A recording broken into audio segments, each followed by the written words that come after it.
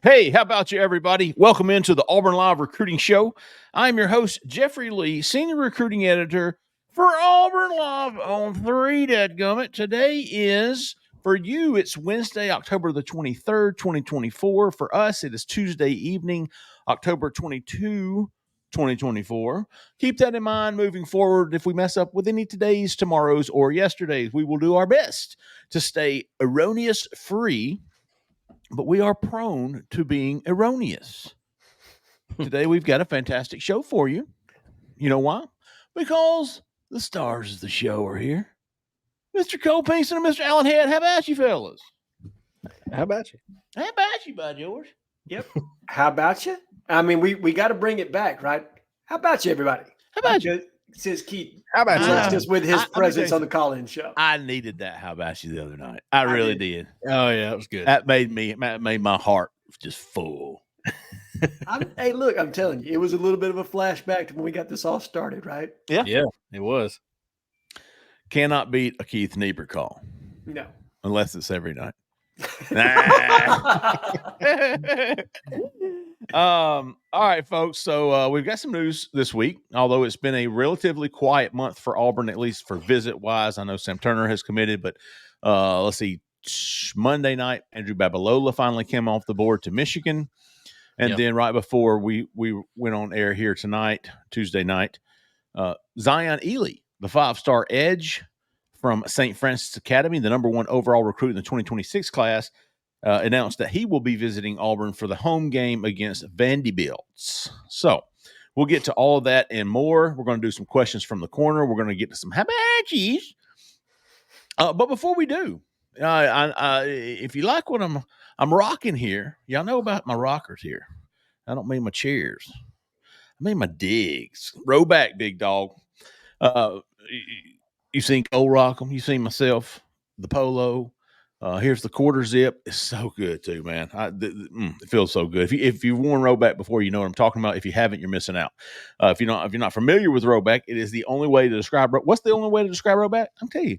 Best fit, best feel. That's two ways to describe it. For those who aren't familiar with Rowback, they're completely changing the game with their incredibly comfortable activewear. I can attest to that, absolutely. Rowback just released their new licensed game day collection, and it's fantastic with novel polo designs, clean hoodie, and Q-zip designs for some of your favorite schools, including Auburn. It's definitely worth checking out. Nobody else on the market is pairing these level of custom designs with the quality of activewear. Rowback's everyday shorts are the perfect pairing for your tops.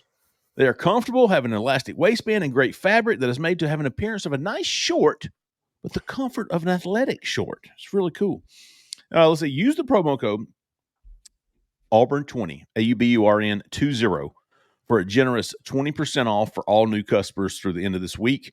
That's spelled, go to rowback.com for your 20% off using the promo code Auburn20. That's spelled RHOBACK, RHOBACK. That's 20% off for all performance polos, shorts, and more with the code, say it with me, Auburn20. All right. Love me some Rowback. Appreciate them sponsoring the show. I hope you guys use that promo code Auburn20. Let them know how much we appreciate them. And I promise you, you will not be disappointed with this gear. It is fantastic. Yeah, just listen to the Collins show. We had a caller that said they were sold. That's right.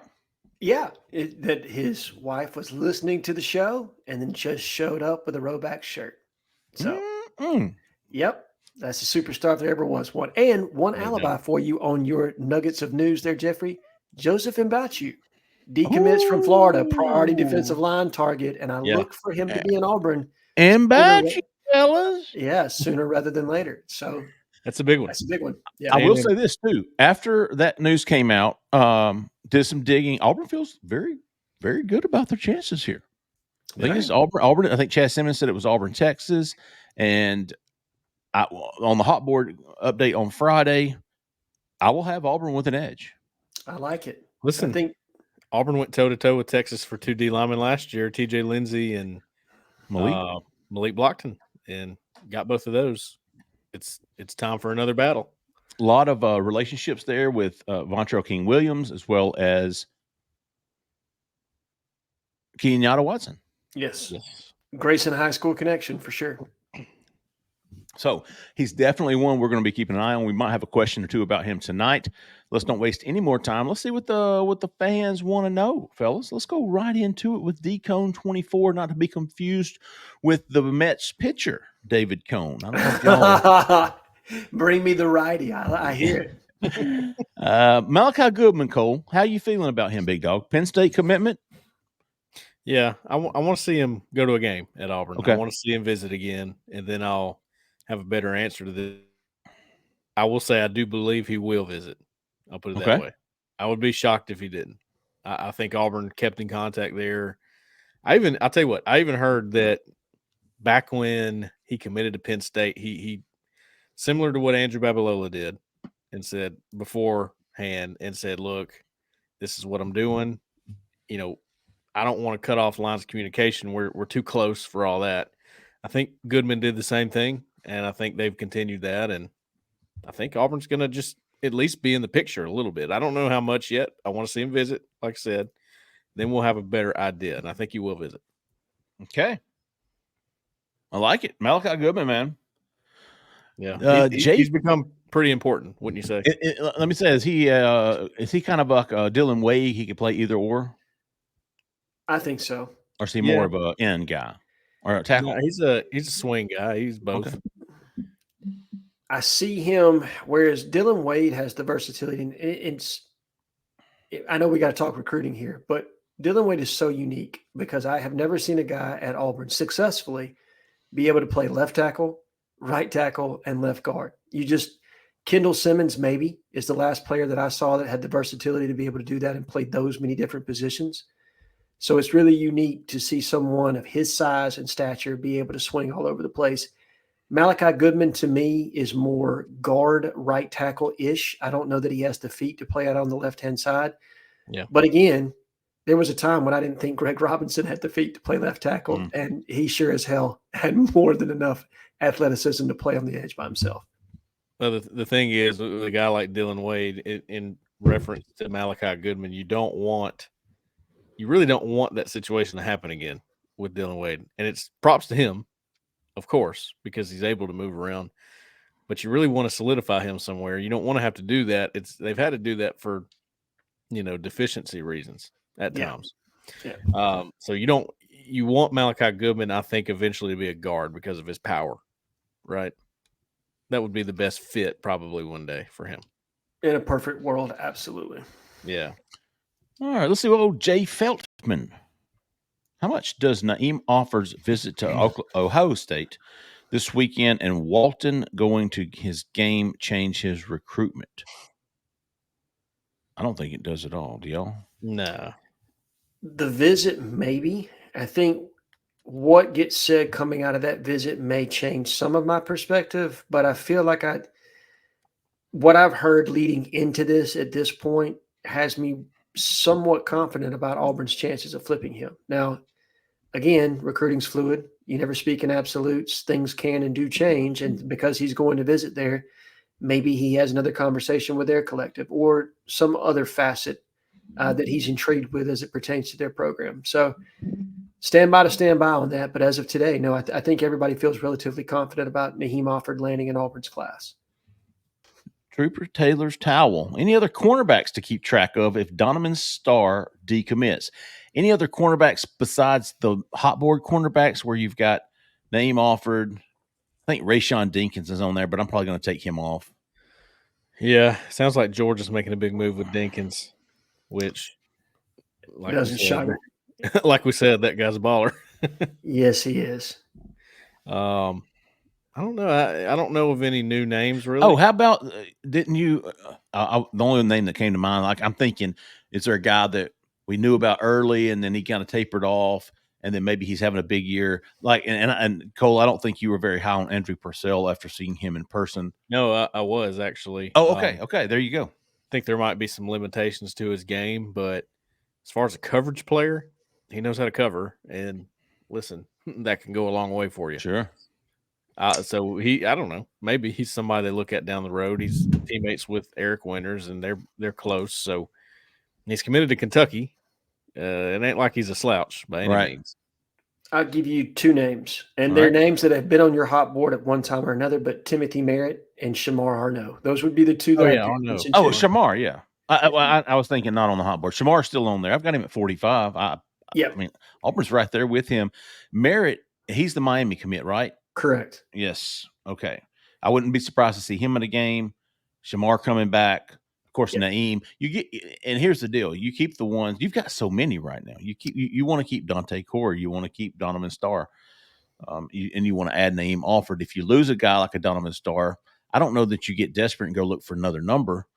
No, If you can get Naeem Offord. correct. Now that's a big if, right? Because Sure. if you don't land Naheem, then I think you do need to get another piece there just to fill out your cornerback room. Because this year you have been exposed as being relatively thin within Very. that room. You need to build the numbers there. I think they feel comfortable doing that from the high school ranks because, as we've talked about, the further away you are from the ball, the easier it is to play early. And cornerback is expensive in the portal.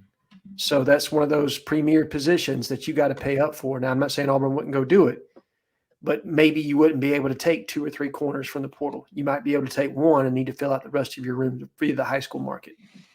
Alan, Jeffrey, do y'all think that it changes anything that Jay Crawford and Kinsley Faustin are the guys now? I mean, they're the guys. They're pretty good. I mean, they are the starters. You got Keontae Scott still in there. We haven't seen J.C. Hart in a while. We haven't seen Antonio Kite as much. He played a little bit against Missouri, but not a lot. I mean, they're the guys. Does that change anything at all? With Jay, it changes some. I think Kinsley is a natural nickel, if I'm being honest. I think he's going to look much better when he's playing exclusively inside. Not that he's doing poorly now. I think he's playing extremely well. I just think he's tailor-made for that spot. And so when you can slide him inside, you still need automatic depth pieces at both left and right corner, right? I mean, guys that can step into your 2 deep right away. Yeah. And that's what should be attractive to a Donovan Starr or Naheem Offord or somebody of that nature. Yeah. Because then you can create rotation at the quarterback position. Right now, you're not able to rotate. Jay Crawford's having to play 80 snaps a game, which is absolutely insane. That is insane, is it not? I mean, that's crazy. Good for him. I mean, look, he got a high PFF grade. He had a great week. He doesn't get, targeted all that much. But I'm just thinking of numbers here. Do they think they need more now, or do they think they might need less now that the 2 freshmen, they didn't know if they would count on them as much as they did, at this point. And now they're like guys. Yeah, I think it's possible. And I'm still watching to see if they ever move J.C. Hart to free safety or that, the field safety. I think he is a natural there. And if you do that, it just makes things so much easier for him to play. And maybe it makes sense to fill out your cornerback room with the numbers that they're bringing in because you've already got Dante Core, Devin Williams, Donovan Starr. If you can get one more good one, that gives you what, 6? Blake Woodby. Damn, I forgot about him. He's another good one. Yeah. That's why I said. That's why I think if you lose a Donovan or a Dante Core, and the only reason I'm saying those 2 names are we know that they're taking other visits. Dante Core to Ole Miss. Who was the other one that just said Donovan Starr to Bama and Vandy? Yes. Yeah. So and he's taking an Illinois and a Michigan, I think, already. He has. So if you lose one of those, you still got 5, and then you add Offord if you can add Offord. So maybe it's one of those. We lost, commit X, and we've got a guy here on the line. If we don't get Offord in the end, we go in late and swoop this kid in. Yeah, I think you're probably right, Jeffrey. I think that's probably the move. And maybe if you're feeling shaky on Naheem, then you're going to press the screws even harder on Shamar Arno. That might be the one. Even though he's not off the board, I don't know that you're pressing that one as much as you possibly can right now by comparison to Offord. Which makes you wonder, and it aligns with what we're hearing, the fact that we're not hearing about other guys popping up, or maybe they feel pretty good about Naheem Offord. Yeah. And there's some confidence there. Hell, I wouldn't have him at 60 if there wasn't. For sure. So there's a reason we have confidence in Auburn right now. Not 55, 60. I think anybody would go more than that. No. 60 is fair. Yeah. Right now. All right, let's see. Auburn AU, Alpha Eagle 89. Why are we better at flipping guys than being their first commitment? It's a good question. It's a fair question. Almost feels like not being picked first is an advantage with this staff. I'll give you my theory real quick. I think this staff's still playing catch up. I think they've been here, almost 2 years. Yep. I think he was hired early December. Correct. So about 22 months, basically. But even the staff, I mean, they didn't really get things going until January, February with the full staff, was it not? Wasn't they bringing in guys throughout December? Yeah. And then then other guys were finishing up seasons. And you added pieces this past offseason with Will, Kenyatta, guys, you had Trevon Reed in that role. You had other people in the front office filling Will's position this time last year. Here's some evidence. TJ Rushing, too, by the way. I forgot about him. Here's some evidence to that theory is look at what Auburn's doing in the 2026 class. They've already got 6 guys committed first. 5 who have stayed. Obviously, Kel Ellis is reclassified, but you're seeing those classes, the future classes, get built earlier and earlier with each year that they're here. I think Auburn Alpha Eagle, that it was Auburn still playing catch up in this 2025 class, and we're going to see that kind of balance out in the 2026 class moving forward. I definitely agree with that theory. Also, I look at it as this is the way it is now. It ain't about being the first commitment. It's about being the last. Because ain't that the truth? As somebody with a lot of knowledge on this told me, you have graphic season is what they're calling it now. Yes. First commit, let me get my graphic, what's going to be the best for retweets. And then you have, all right, this is the school I want to go to. Yeah, right. Yeah, business decision season, right? Right. Business decision, sure. Yep. I tip my hat to the elder statesman here and Jeffrey Lee, excuse me. You are 100% correct, my man. All right. I like to hear that every once in a while, man. Let me feel like I'm still part of the show. Let's see. Jimmy Hutron. Okay. If you could choose, name one current commit that you would have step in this season to help. You would have step in this season to help get Auburn over the finish line and find some wins. If you could choose, name one current commit that you would have step in this season to help get Auburn. My emphasis was on the wrong syllable. I like it. Oh, man. It's got to be a corner. Yeah, I was going to say the exact same thing, Cole. It's got to be a corner. And if you're talking current commitments, give me Donovan Starr. Ooh. Good name. Yeah, bringing him into the cornerback room, giving your limited depth there. If he were like a ready-made prospect, I don't think he is the guy I'm about to say. I think he's got some development to do, but I see left tackle in his future is Brody Scholl. Oh, let me give you one. Anquan Fagans, hands down, he starts for Auburn this year. I was thinking that, but end of discussion. Yes.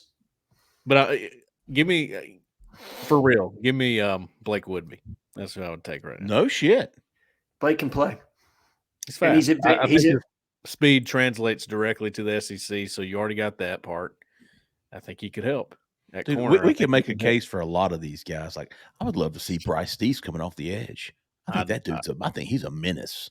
I'd love to see Jared Smith and Jordan Crawford in the middle right now too. Yeah. No, I think this class has a lot of answers for Auburn. Now, look, again, like this year's class, they're going to make mistakes. They're young. You can't expect everything from them. So Auburn's going to have to be smart about how they augment this class to the transfer portal. That's still a huge part of this recruiting and talent acquisition cycle. But this class, I mean, as Jeffrey, can you remember with as many quality players? Now, you don't have that 1 5-star just yet, right? But quality embedded within the top 300 prospects. Can you remember a class more layered than this one? Right. Layered, just stacked. Yeah. I mean, this class is abundantly stacked with talent. It's pretty strong. It's almost like I can imagine if you're ranking 1 through 27, how difficult it must be to find the bottom 5. It is. It's more difficult than you'd think, for sure. Yeah. I can assure you. I do not envy y'all. Cole and Alan is going to take a stab at that later this week. Y'all be sure to look out for that. And I know the comments are saying, I can't believe y'all didn't pick Deuce. Don't you know it? I considered that. I mean, he's not ready made, in my opinion. I agree. It's the same reason I wouldn't pick Brody Scholl right now, even though I think he could be Auburn starting left tackle in the future. Mm-hmm. It's not. You're asking for somebody to come in right now and help right now the way they are right now. Yes. So my pick would be either Anquan Fagans or Blake Woodby. Listen, is Alvin Henderson even a consideration for this position? Yes. No, not for me. I hear you. I went yes and no. I was like, I could make it. I hear you. I could see it either way. It's too much. I just don't think you could even implement him right now with Jarquez being there, which he won't be when Alvin gets there. So, when I said yes, I was thinking more about next year because I think he's automatically your number 3 back in the rotation, and Auburn has shown their willingness to play 3 running backs. Yeah. But this year, you're right. Having Jarquez there and the amount of touches and carries he gets, you're already stretching it to get Damari and Jeremiah some touches. That's so probably not. I guess here was my thinking. Like, I really miss a big play back at running back. I do. And Jarquez is just not it. I've said it before, man. Jarquez is a really good back. He really is. He's not a great back. I don't think he's a great back. I think he's a really good running back. He's just hard-nosed. And I want to see somebody pop it. I want to see a 60-yard touchdown run. When's the last time we saw an Auburn running back break a 60-plus yarder? Seriously, when is the last time? Who is the last running back from Auburn to rush for a 60-yard touchdown? Jarquez last year. Was he? Yeah, he popped 2 against Vanderbilt that were for 60-plus. I mean, if you're talking about like more consistently, you might have to go back to Carry On, probably. Tank wasn't a Tank. Yeah, Tank ripped off a couple. Jarquez is just not that big. He's just not a big play back. He's not. I don't disagree with you. Look, he did it against Vandy, who might have had 2 of the slowest safeties in the entire. I don't know. They had to have if he in broke the entire FBS. Yeah. You know what I mean? Like, they were awful. I think me and Cole could have played on the back end for that team, but no. You're right. You need, in my opinion, more of a home run hitter from that position, and Jarquez is just not that guy. Now, look, he can get you those tough after contact yards all day long, and there's really good a place and a purpose for a back like that. Absolutely. But not having the complement of that guy that can take, you know what I mean, just absolutely hit the home run. He's a thunder without the lightning. Correct. Part of me wonders if Jeremiah Cobb is that guy. Yeah, he's close. He's close to breaking a few every once in a while. He's got the speed, so once he gets by that second tier, that second line, it's going to be difficult for a DB. I mean, even a DB to run him down. Jarquez is going to get run down after 30 or 40. Jeremiah Cobb's Peyton Barber. I hear you. Zach in the back says Peyton Barber. I will be very curious. I mean, I'll be on pins and needles waiting to see what Jarquez runs at the combine. Yeah, you know, I think. What is y'all's guess? I think he's a 4.5. Yeah, I was going to say 4.5. I think he's so. Zach gave him Peyton Barber. If I'm going to comp him to an Auburn back, because you're looking at size, stature, vision, I'd probably comp him to a Cameron Artis Payne, but a little bit more physical. Probably. Do you like his vision? Don't love it. I hear you. I'm with you. I feel like again, it's really good, but not great. Yeah. I think he does a lot of really good things. Mm-hmm. You know what I mean? He even catches the ball pretty cleanly out of the backfield. This is not Jarquez Hunter. I love a 3 yards cloud of dust guy. Don't get me wrong. No. But I think he needs that compliment. And we've always had that at Auburn. We've always seen that at Auburn. Whether it was Carnell and Ronnie, Sure. There's always that big play. Trey Mason and Corey Grant. Yeah. Who was it in 2010? Mike Dyer and Ontario McCaleb. Oh, wow. That was a great combination. Hey, Mike Dyer, I mean, he wasn't that fast. He was a 4.5, 4.6 guy. Yeah. But in a lot of ways, he different running style, but similar to what you've got in Hunter in the way that he did things. So, but yeah, I mean, is Alvin that guy? He might be. I don't think he's a blazer when it comes to a 40 time, but right. he knows how to break off the big runs. He's got the knack for it. So He's it'll got be good vision. You watch him, and Yeah, I can't remember who it was. Maybe it was a Georgia back the other night, but they showed, the line was going here, and he was patient behind them. There was nowhere to run, and then there was this little alley right to the right, and he just boom, and he's gone. And I'm like, I had to guess it was ETN. Probably so, but Jarquez is the guy who's running, and he's running into the backs of that lineman and driving his legs and getting 3 yards. Yeah, he's putting his face mask directly in their backside, right? Yes. Whereas Alvin's going to kind of press the hole, and then he's going to bounce it. Yes. A little bit better job there, particularly probably in the like inside zone, outside zone game. Because what I think that Alvin does that's elite. I'm with you on the vision, but his contact balance is fantastic. Yeah, it is. I do have some question as to the overall top end speed. I'm not saying he's slow. I hear you. No, I'm with you on that. But I wonder if he's in that 4.4 range. I don't think that he is. I think he's closer to 4.5. But give me a back with elite vision. Emmitt Smith was what a 4.7 guy? Yeah. But had the ability to, Kerryon Johnson. Things. Yeah. Kerryon Johnson was no speedster, but he was breaking off those big runs because of vision. And, of course, they couldn't tackle him either. That's part of it. That was it. Breaking tackles, vision. It is incredible, balance, too. Patience. Coaches are going away from the 40 time. You know it. They really like the catapult system. If you don't know what that is, it's a GPS tracker, and it gives you miles per hour. MPH, baby. And the catapult guy was there the night I went to see Alvin when they played Goshen. Yeah. And he was maintaining above 20 miles per hour. Okay. That's fast. That's moving. Good. That's great. That's really good game speed right there. I had to write him a ticket in Toomer's corner if he runs that fast out to there. Might write him a ticket in Coffee County. All right. Don Draper. Hey, again, love Jarquez Hunter. Really great, really good back. And he there's definitely a spot for him. I'm not complaining about him at all. Don Draper, though. Will the 2025 class contribute? This is going to kind of transition from our previous question. 2025 class contribute more or less than the freshman and 2024 class?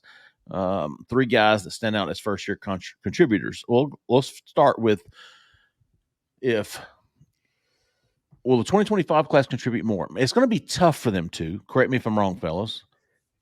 You're going to have to do it in different spots, and I'm with you. There you go. It's going to be tough. Well, let's start with the first 3 first-year contributors. We'll start with Anquan Fagans. Yes. I think the defense is going to be loaded with contributors from this class. Nate Marshall, I think he's going to play. Okay. I don't see a way that all the you're not going to keep Jordan Crawford down very long. He's going to have to play. Antonio Coleman, he's going to have to play. They got to have. Those guys are bringing different levels of talent. Yeah, you're right. To me, Jordan Crawford absolutely going to play early. We already talked about Anquan Fagans definitely going to play early. One of those corners is going to play early. Just pick one. I'll go with Blake Woodby because I'm with you, Cole. I think he's probably the most advanced from a technical standpoint as far as using his hands, being able, various techniques that he utilizes on the outside. And he's probably played the best competition at this point. I think at St. Francis Academy, they play a pretty national schedule. So he's had the most exposure. So probably him. Eric Winters, you don't think he'll break in early? Eric's going to be interesting to me. Where's he going to play? That's the bigger thing to me. When he gets to campus, is he really a safety? And look, by all intents and purposes, Charles Kelly is a no BS guy. If he's recruiting him as a safety, he's a safety, right? Yeah. But to me, I've always thought Eric had the body that he was going to grow into a linebacker, and I just didn't know how quickly he'd play in the back end. Well, Eugene Asante plays, and if you look at the depth chart, he plays the dime backer is what they call it. I think that is the perfect fit for Eric Winters. Okay. And all right. Asante will be leaving. So I think that's like your Bryce Diaz, Eric Winters, the hybrid guy. That's what you want there. Diaz.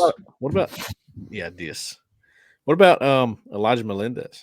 You just took the words out of my mouth. I was going to say Antonio Coleman and Elijah Melendez were the other two that jump out to me that can play early. Please understand how much I love Antonio Coleman.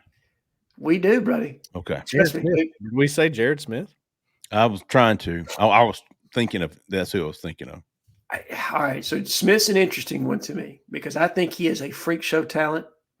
Other than Deuce Knight, might have the highest talent ceiling in this entire class. But is he ready technically? I mean, I hear you. To play in the SEC right now, I don't know. But can you put him in a specialty role and just say, go get him, man? Like, I don't – what else you do, this third down, go get him. Is he going to be your Keldrick Fault replacement once Keldrick? Is he that guy? Not yet. He's actually – No, but I'm saying, like, is that he going to be Keldrick's backup? Is that where he's going to be lined up? No, I think he's actually going to be a buck. Okay. Don't you, Cole, right now? I mean, I think he's a buck. I think so, yeah. I mean, he's – So Jalen McLeod. Yes, but a different variety, okay? So you've talked about him before, but LT Overton that was at Texas A&M. Right. When you watch Jared Smith, because of the basketball background and the fluidity with which he plays, you can see a lot of that similar skill set with how he used LT Overton. So I think he would be a bigger buck, but somebody that could still do some of the things he asked Jalen McLeod to do. So right now, until if he gets to like 270, which is I think where he can be, then absolutely he's going to play that in position, that 5'6" tech out there behind Keldrick Fault. But as of today, he's 235, 240-ish. I just don't think he's got enough weight to play that spot and hold up against the run the way he needs to. Oh, Joey, AU11. It doesn't seem like our on-the-field performance has impacted the 2025 class yet. Is it impacting 2026 recruits? Interestingly enough, I talked to a 2026 commit right before we started recording this. And by the time you're watching this, you should be reading it. Jermichael Garrett, I talked to him on the phone just now. He's kind of been on fire for Auburn. I wanted to ask him why. And he gave me a lot of insight and just he trusts Freeze. He thinks that the young guys, the message that they received from Freeze when they were recruits, they are living it out right now, right?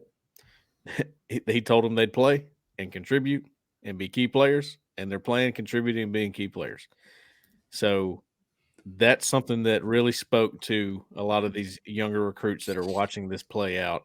I think even talking to Malik Blockton today or Tuesday, talked to him Tuesday, and a lot of recruits feel the way that he feels right now.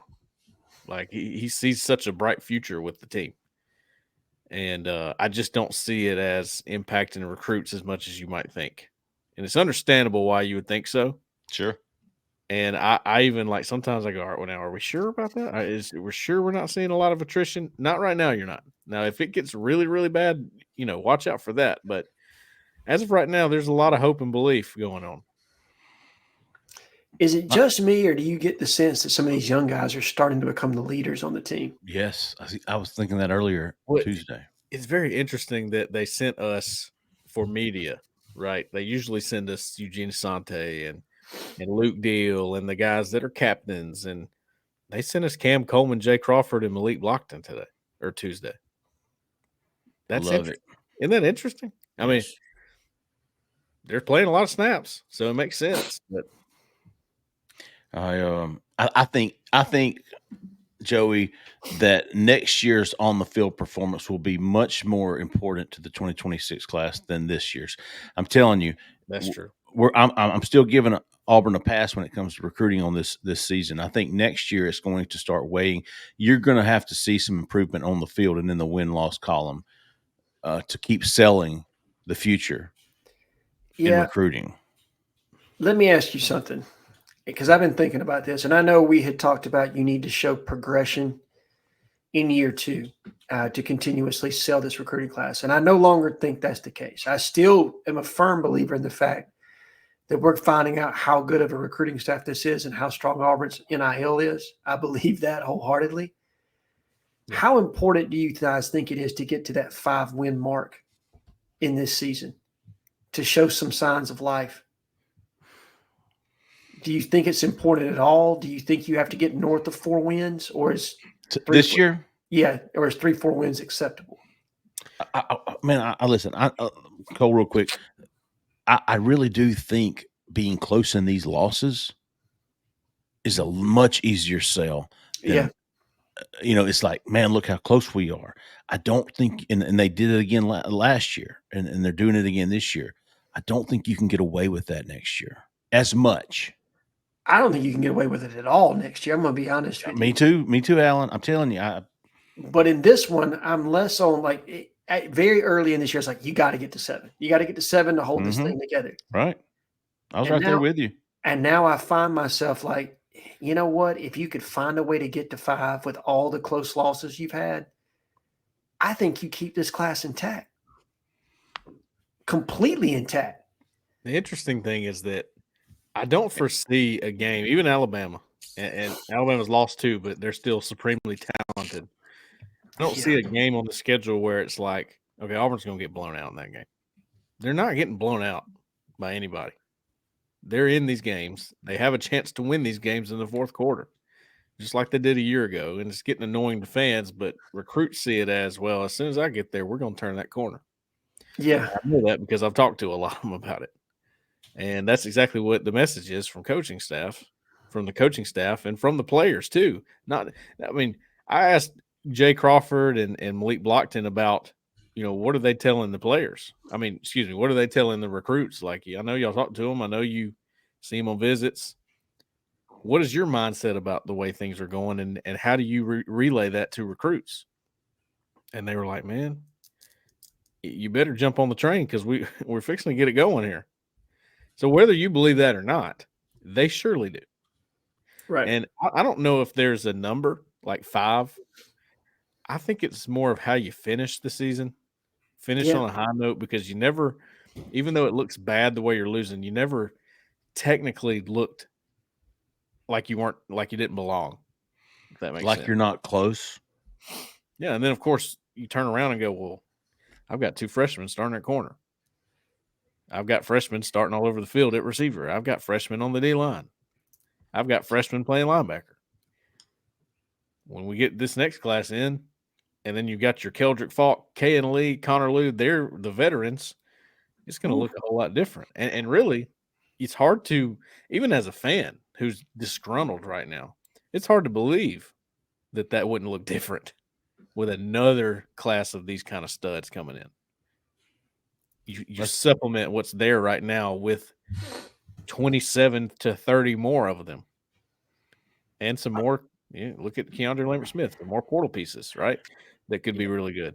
I think you're selective, but you're looking for 10 high-end portal pieces as best you can get to fill out the rest of this roster. I do believe you need some veteran impact guys to complement what you're bringing in this class to offset some of the youth.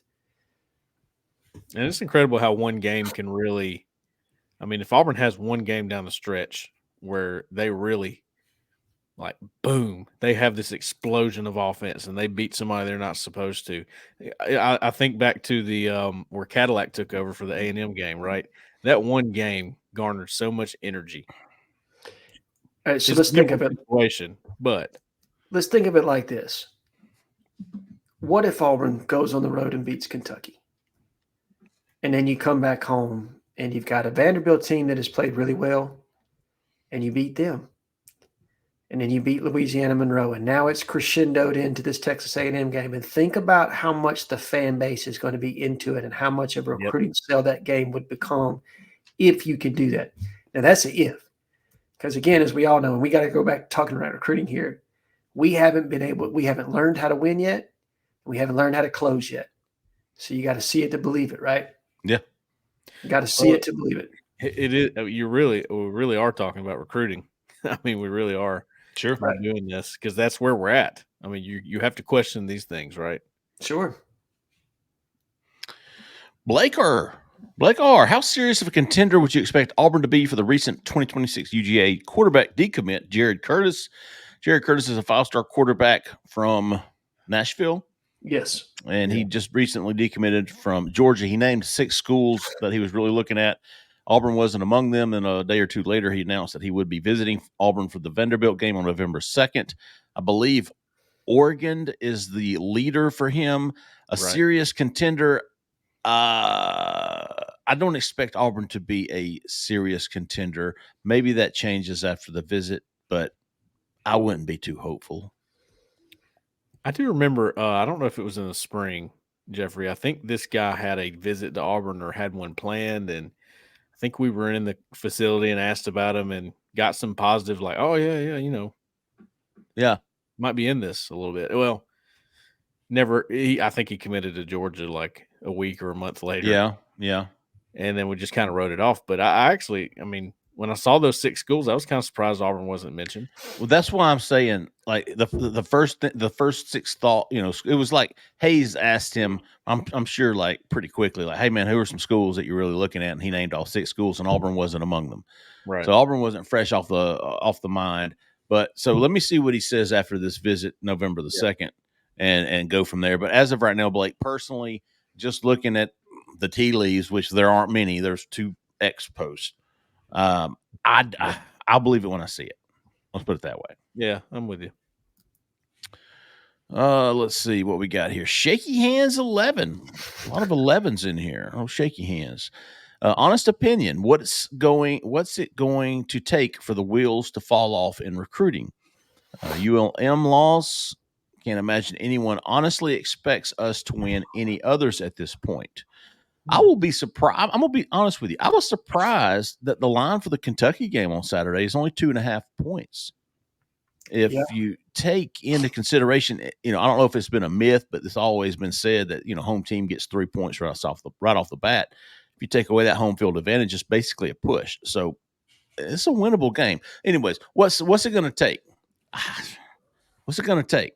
Losing by 10 the rest of the way out? 10 or more? I think if you really are 3-9, that damages the class a little bit. Does it make it fall apart completely? No, I don't believe that. But I do think not winning an SEC game this year hurts you with somebody. I'm not sure who it is at this point. Maybe you're not able to pull off completely an Offord flip. Maybe it's Donovan Starr decides to go to Alabama or Illinois or someplace like that. But not getting to around 5 to me, or just ending up with 3 and not getting an SEC win, I think that hurts you in some capacity. How much? I don't know, but I think it would probably cost you a recruit or 2. Well, let's keep it. Just completely falling off the rails here, basically, right? Yeah, you fall completely off the rails. You go 3-9, or say you lose to La Monroe. Yeah, which is very doable. Right. You lose to La Monroe, and I think all bets are off as far as what you could expect for anything within this program. Yeah, it doesn't matter how good they are. No. E-Malls, good one to close on. Give me your top 4 recruiting flips since Freeze has been at Auburn. Top 4 recruiting flips. I know what number 1 is for me. Me too. 15. That's right. Hey, Keldrick Falk. That was so big. Oh, it was huge. God, right? He's so good. I know what number 2 is. Actually, it might rival number 1. Connor Lew? No, you know what? I'm going to make this number 1, and I'm going to make Keldrick Falk number 2. Oh, Perry Thompson. Because of what it meant at the time. It meant so much. It was a. You're right. You broke a barrier with that one. Yeah, because whipping Florida State for an in-state recruit, big deal because of the pedigree of player he is, right? And Keldrick Falk has an opportunity to be a first-round defensive line selection, right? I mean, he absolutely has first-round talent. Yes. In the same vein, are you listing DeMarcus Riddick? For me, I am. He's on my top 5 for sure. Either 3 or 4. Yeah. Oh, top 5: Connor Lew, Keldrick Falk, DeMarcus Riddick, Perry Thompson. Keldrick Falk. Did I already mention Keldrick Falk? You did. Because I'm in no order. Bonus, all right. But let's go 5. Yep, let's go 5. For me, it's Keldrick Falk number 1 because of who he is. Yeah, me too. I would agree. what he means. I will agree with you on Perry Thompson, number 2, because of the way that it started that avalanche within that class. DeMarcus Riddick, number 3. Our favorite center, number 4, Connor Liu. And then number 5, I'm still going to go with Kayan Lee just because of flipping a kid from Ohio State, given their pedigree. Who's a starter. Who's a starter. And he hasn't performed as well as I think some would have liked this year. He's had some setbacks. He's played well in some games, and other games he has not. But I still like him a pretty good bit, and he would be my number 5. Who are honorable mentions? I mean, are we counting Cam Coleman? He decommitted, right? Yeah, technically no. He flipped. Did he flip? I thought he decommitted from A&M. Decommitted. Oh, he did? Yeah, he decommitted and then visited Auburn about 12 times in 2 weeks and then decommitted. All right, I'm trying to get my order right. So number 1 is Perry Thompson for me. Yep. Number 2 is Keldrick Falk. Yep. I would say number 3 is DeMarcus Riddick. Yeah. So we're number 4, Deuce Knight. Oh, big one. Yeah. Big one. I didn't give you that one. Well, you got to think with all these questions we're getting, like, what is it going to take for the wheels to fall off? I just read the bonus question.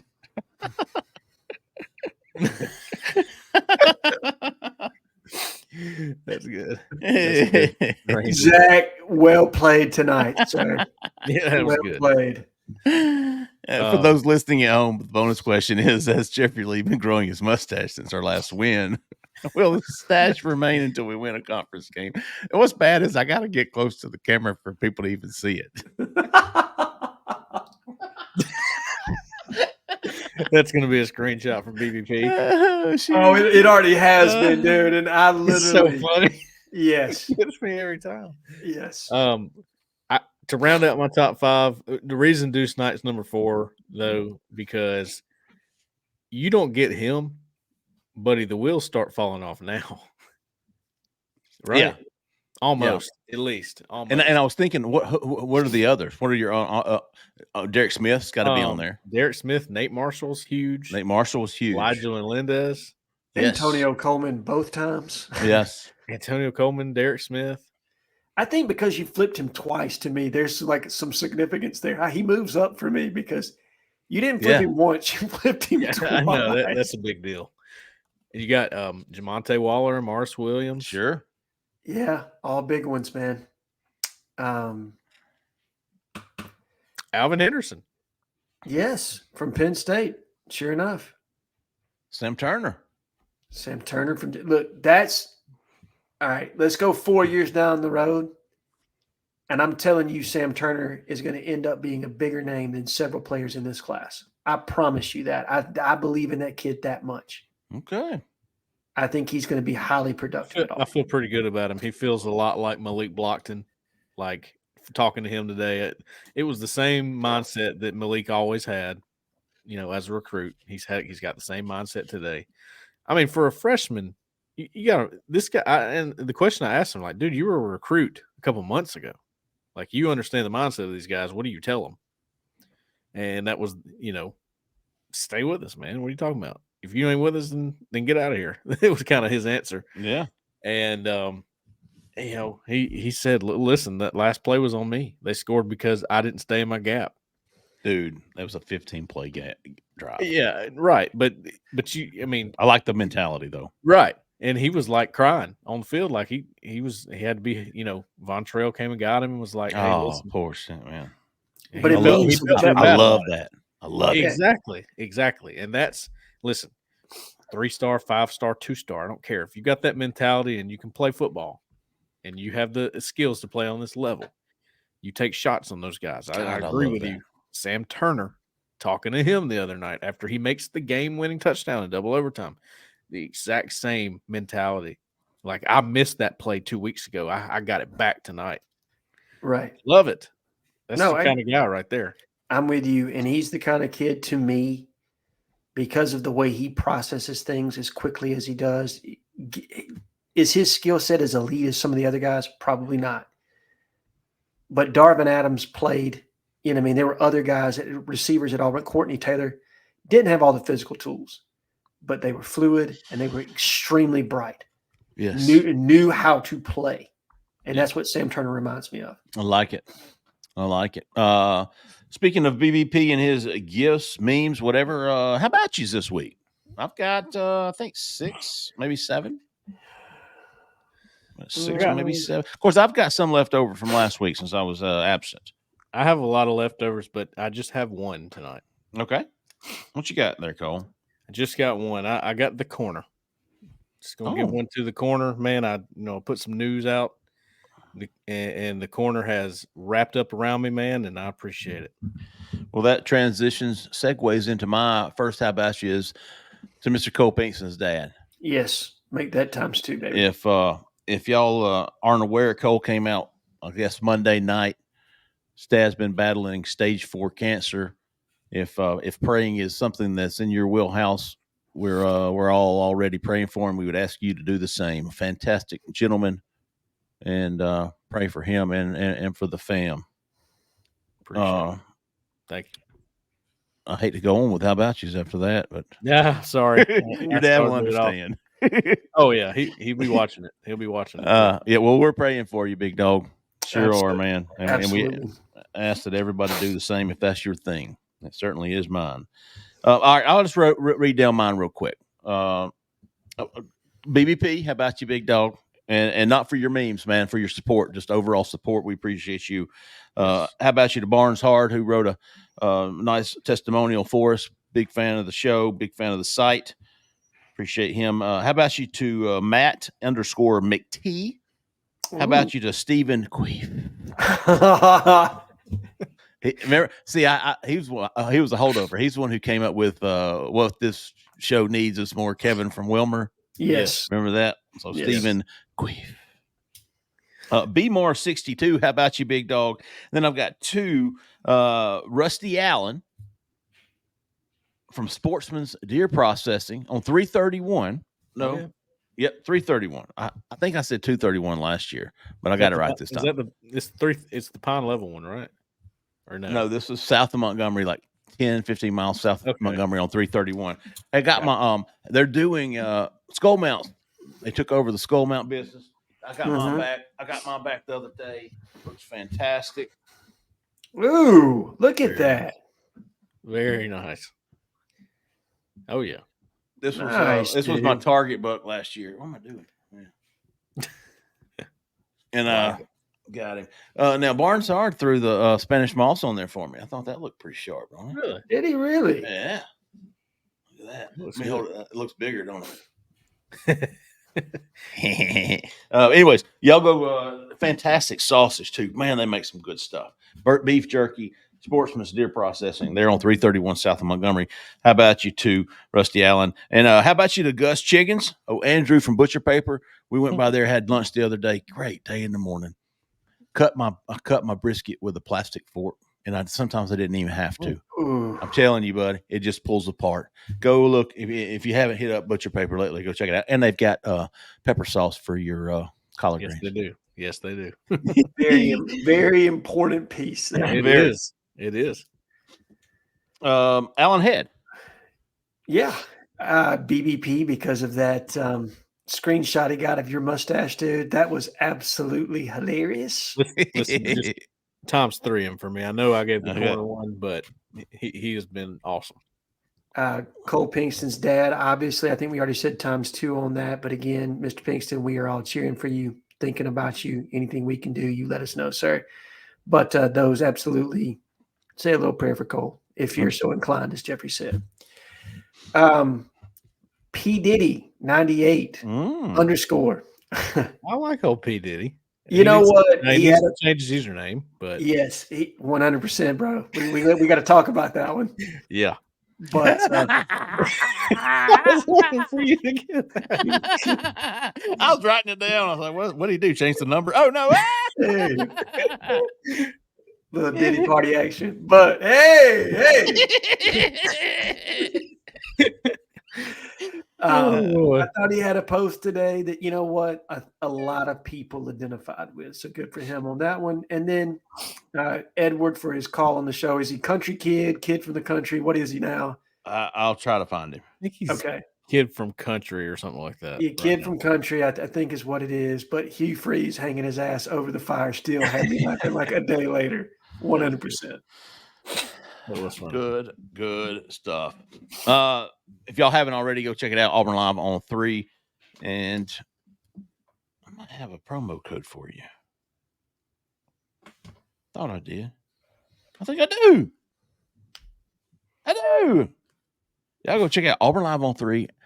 Friend of the family discount. Use the promo code FRIEND, all caps, FRIEND, for 50% off an annual subscription. Use that promo code FRIEND if you haven't already. If the message boards, the website's not your thing, go check out Auburn Live YouTube Plus. Fantastic shows. Cole does a fantastic job on there every week. We have interviews and insight. Cole does Film Room. They're going to have Cole and Alan's going to have a Plus show later this week on ranking the class. I think it's $2.99 a month. You'll get your money's worth in the first show. Promise you all that. Don't forget about Rowback, folks.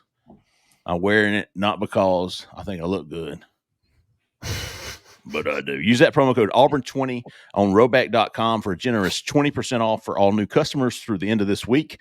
That's spelled RHOBACK.com. 20% off all performance polos, shorts, and more with the code Auburn20.